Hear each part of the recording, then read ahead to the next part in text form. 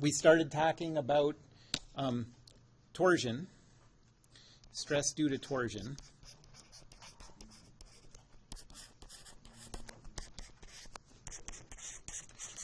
And that is going to, we're going to be able to do that in two cases. One is for circular, that can be solid or hollow.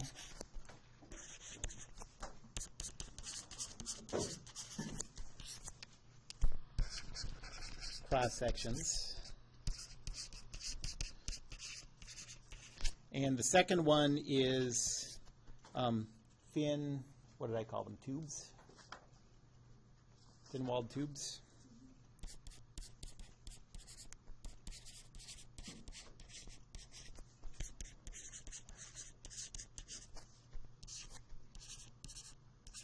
And that can be any shape.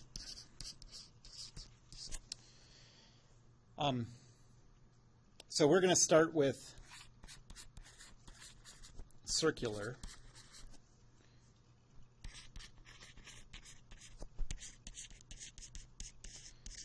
And I introduced the polar moment of inertia.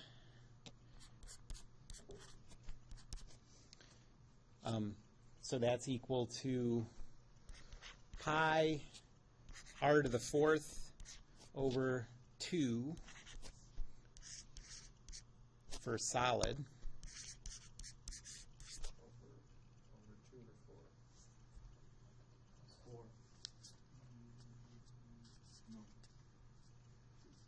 I think it's 2. Oh, okay. Well, should be 2, I guess. You do, when you do the integral, I don't know. Let's call it 2, and I'll make sure that that's true. But okay, and then it's equal to pi over 2 times the quantity r outer to the fourth minus r inner to the fourth for hollow. And this is called the polar moment of inertia.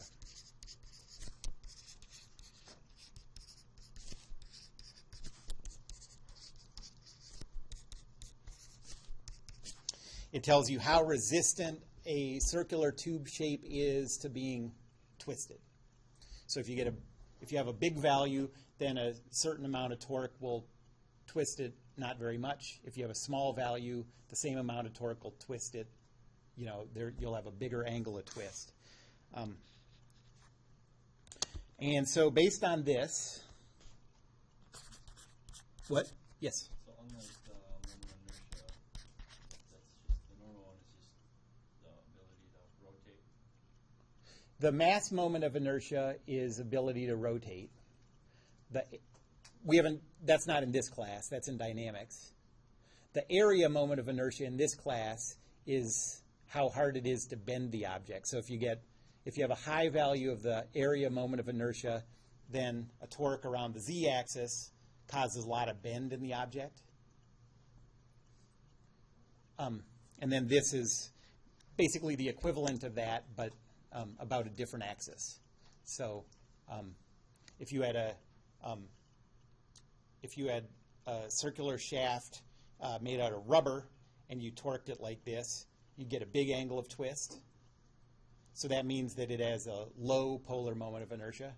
If you had the same shaped thing made out of steel, that same torque wouldn't twist it much at all. So that has a big polar moment of inertia.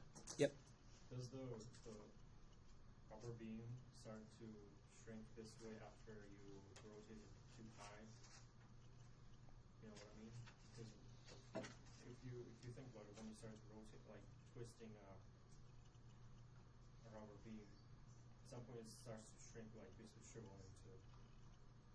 Yeah, everything we do is small deformations, so that doesn't come up. And actually, the example I just gave, steel and rubber, that's not really what this is. What this really is so that has to do with the stiffness of the material. This really has to do with if you took a piece of rubber that was this big around, it's easy to twist. If you took that same area of cross-section and extended it into like a hollow tube where all that material was arranged far from the center line, it would be a lot harder to twist. It's a geometric thing. It's not a material thing. Okay, so using the polar moment of inertia, the shear stress is equal to negative torque, that's the internal torque, times rho divided by I sub p.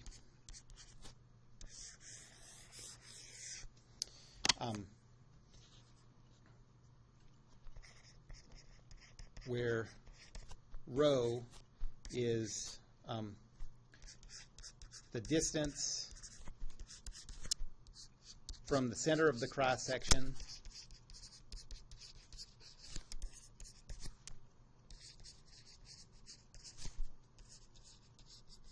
to the desired point.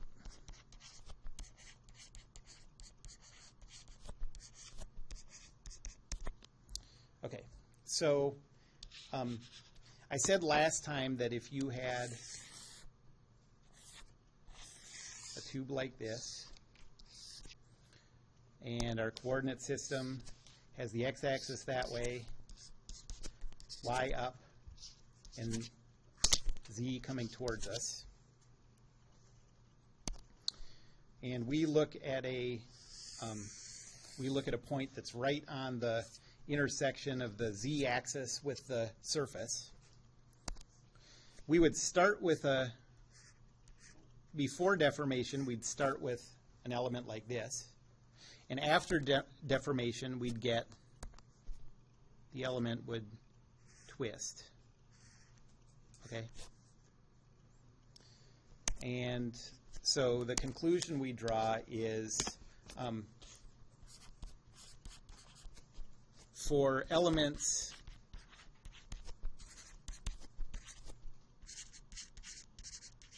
along the positive z-axis from the center line,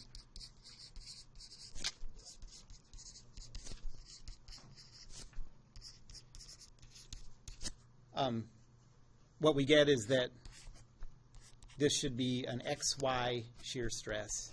So tau xy is equal to negative torque times rho divided by I sub p.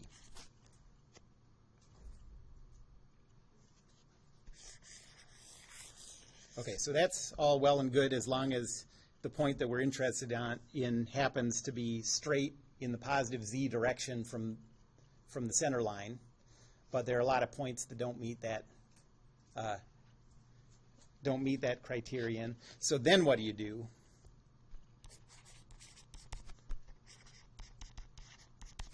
So what do we do if the desired point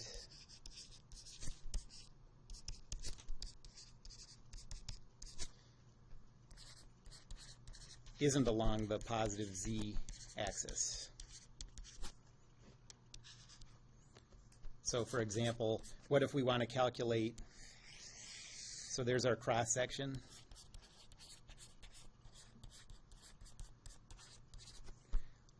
There's our center line. And say that we want to calculate the stress at this point.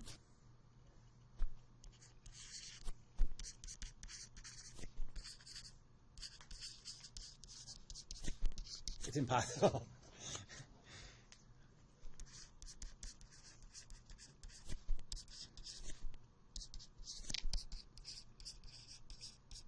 Well, the way you do it is set up a temporary coordinate system.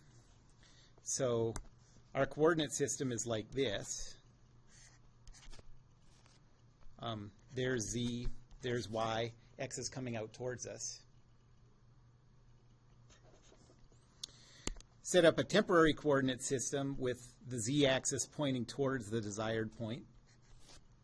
I'll call that capital Z, and then there's capital Y.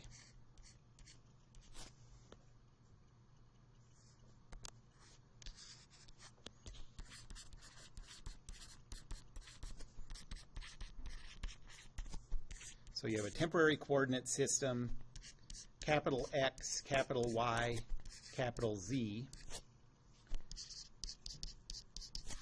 with the Z-axis toward the desired point.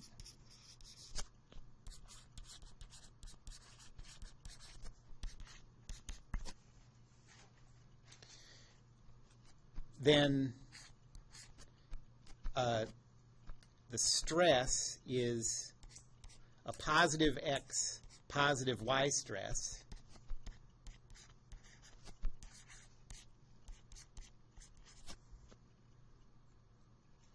And then just use, so think of that as step 1. Then step 2, you're just going to use a coordinate system rotation. So the stress due to torsion in the x, y, z, lowercase x, y, z coordinate system is just equal to Q times the stress tensor due to torsion in the positive x, y, z coordinate system times Q transpose. Okay, so in this case, about what would the theta be that you need to go from the capital coordinates, capital stress tensor back to the lowercase stress tensor? It would be about, well, you'd have to go, so your coordinate system would go from here all the way back to there. So it would be like, you know, your y has to be positive because you're rotating counterclockwise about maybe like 120 or something. Yep. Would that be negative 120, or would it be? No, because we're trying to go from, so here's our original coordinate system, and we're trying to end up there. Okay. So you're going counterclockwise about the x-axis. So we need to know an angle. You need to know an angle, yeah. In this one, I didn't give you one, but you'll always get an angle. Okay, so let's do an example problem. Well, any other questions about that?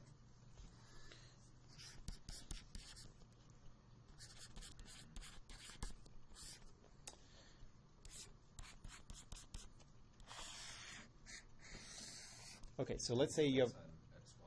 what? That's on the X, Y. When it goes in, That picture that we're looking at? like when you put it into the tensor, the stress tensor, that's on the X, Y. Yes, that's right. And then it's going to have other elements when you do the rotation. This rotation, by the way, is just always going to be about the x-axis.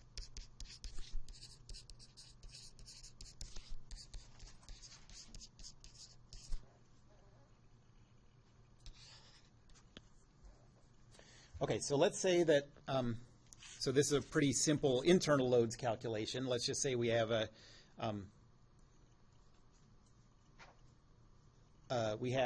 beam with an external torque applied to it of 40,000 Newton meters. And we're going to use the same coordinate system we always do, x, y, with z coming out towards us. And the cross section looks like this. So now the coordinate system in this cross section, z is going this way, y is going this way, and x is coming out towards us. And we want to figure out the stress. Okay, I need to give you a radius. Let's say that's 0.05 meters. We want to figure out the stress here and here.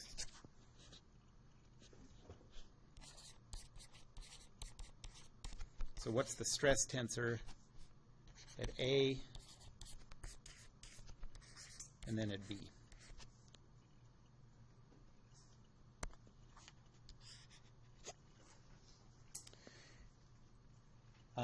Okay, so the first thing we have to do is calculate the polar moment of inertia. That's equal to pi times the radius to the fourth. Well, actually, sorry, before we do that, let's carefully do the internal torque. So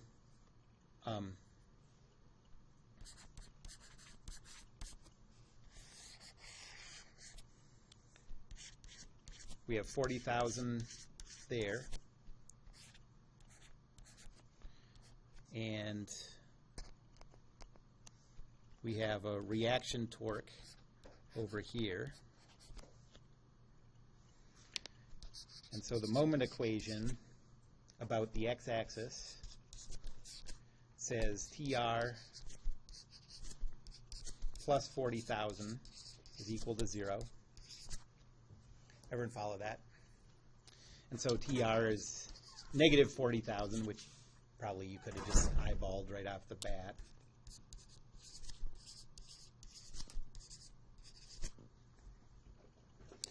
But now that's not, neither of those are what we need for our internal loads. We want the, neither of those are what we need for our stress calculation.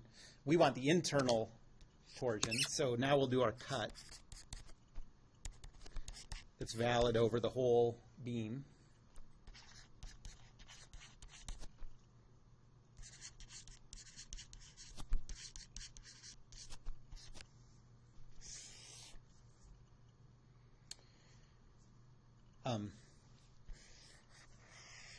So we have a torque this way of 40,000, and then our internal torque.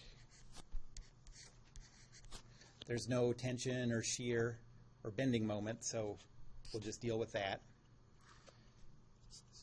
And then the moment equation about the x-axis says negative 40,000 plus t is equal to 0. So the internal torque anywhere along this member is equal to positive 40,000 Newton meters.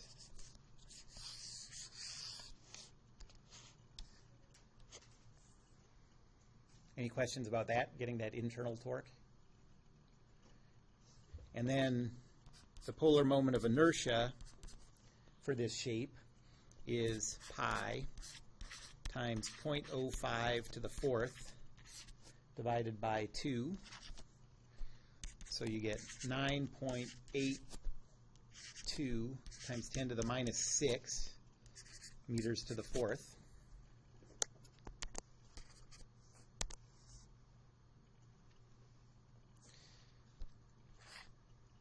And so for A, the XY shear stress is equal to negative internal torque times rho, the distance from the center line to the point that we're interested in. What's that? Yep, because the point that we're looking at is all the way on the outer boundary. If we were looking at points away from the outer boundary, it would be something else, something less than that. 0.05, and then divided by the polar moment of inertia.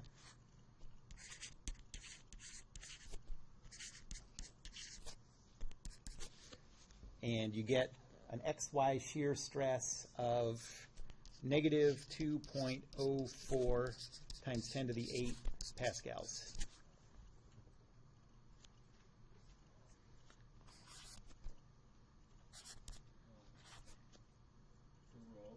Yep. It's the distance from center of cross section to desired point. Right. Well, we decided x-axis is our. The center line goes, yeah, the x-axis is the center line of all the cross sections. Okay. I mean, yeah. So both A and B will be 0.5, 0.05 for rho. Yes. Yep, that's just a distance. I don't know if, like, you know, if it was the z-axis, then A wouldn't be, it would be 0. But it's always the x. Right. Yep. So yeah, this cross-section is always in the YZ plane. And so you're looking for a distance in the YZ plane.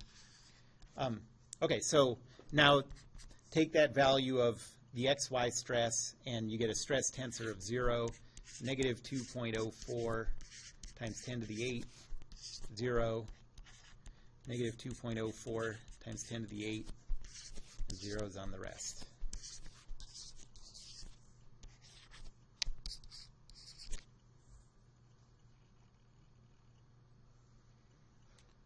Okay, so now for part B.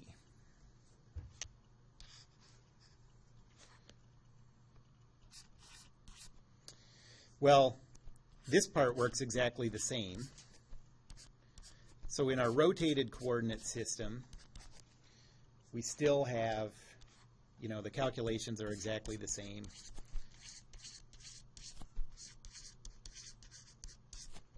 Rho is 0.05. Polar moment of inertia is 9.82 times 10 to the minus 6. So we get a value of negative 2.04 times 10 to the 8 pascals. Okay, so what we're looking at here is, with this cross-section, we have a coordinate system with the z-axis, the capital Z-axis pointing this way,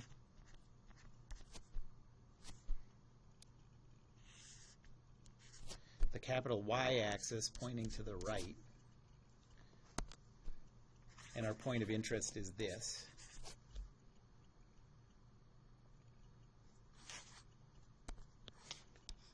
So in the capital coordinate system, our stress tensor, I'll write it as stress tensor x, y, z capital, is equal to 0, negative 2.04 times 10 to the 8th, 0, negative 2.04 times 10 to the 8th, 0, 0, 0, 0, 0.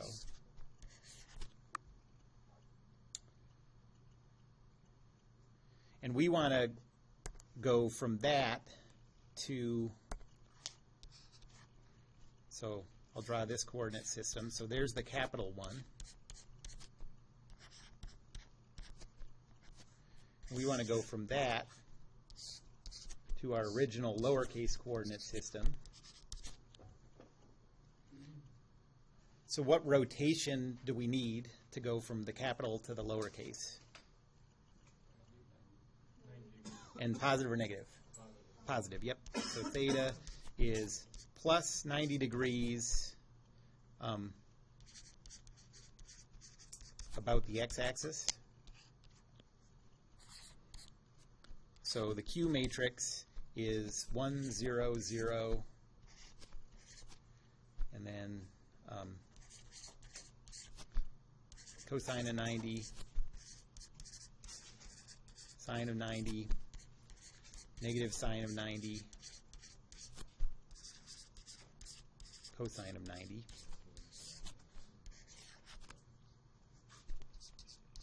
So that's 1, 0, 0, 0, 0, 1, 0, negative 1, 0. Yep. How do we determine these this capital coordinate? That always has, the capital Z-axis points to the point. Yep, and then you just have to figure out how to rotate the coordinate system back. So the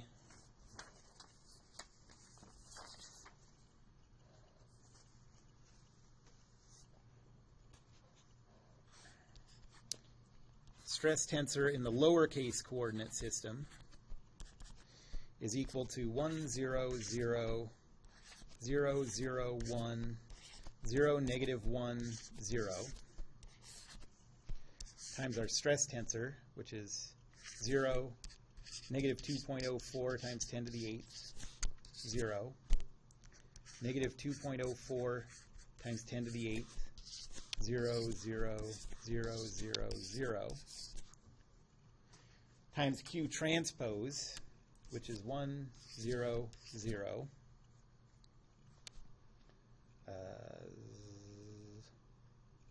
0, 0, negative 1, 0, 1, 0. And if you do that rotation,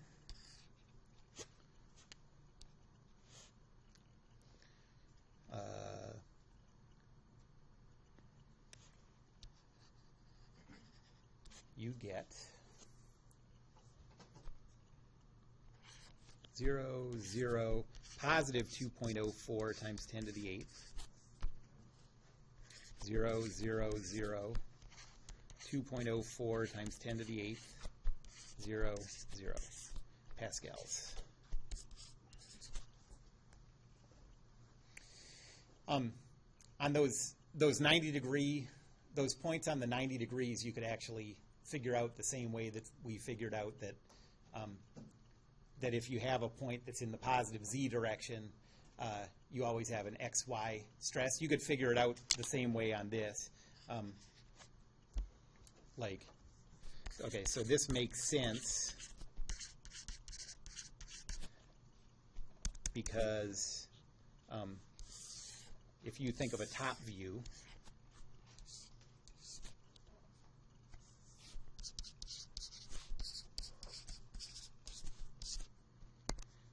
the coordinate system is this. Before the rotation, an element looks like this. After the rotation, that element looks like this. And the way to make that happen is to have a positive YZ shear stress. But you can't do it in your head for points that are rotated off of those 90 degrees, you know, if one's rotated 20 degrees or whatever. And so with this approach, we can do it for, you know, we could also do this calculation for points that are here or here. Okay. We just need to know what that angle is. Excuse me. Okay, any questions about that? Okay, let's stop there, do the quiz.